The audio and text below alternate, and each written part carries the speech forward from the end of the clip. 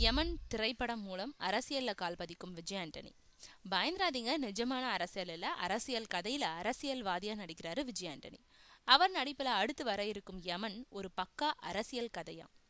இது வரைக்கும் மக்கள் பார்வையில அரசியல்வாதிகளை பத்தி படம் எடுத்து காட்டுனாங்க. ஆனா யமன் அப்படி இல்ல, அரசியல்வாதிகள் பார்வையில அரசியலை காட்டியிருக்கோம்.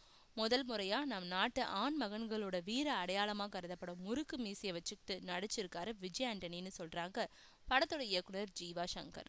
விஜய் ஆண்டனி முதல்ல நாயகனா நடிச்ச நான் படத்தை இயக்குனவர் ஜீவா சங்கர். விஜய் ஆண்டனிக்கு ஜோடி மியா ஜார்ஜ். லைகா புரொடக்ஷன்ஸ் மற்றும் விஜய் ஆண்டனி பிலிம் கார்பரேஷன் இணைந்து தயாரிச்சிருக்கும் யமன் திரைப்படம் விஜய் ஆண்டனியே இசையும் அமைச்சிருக்காரு.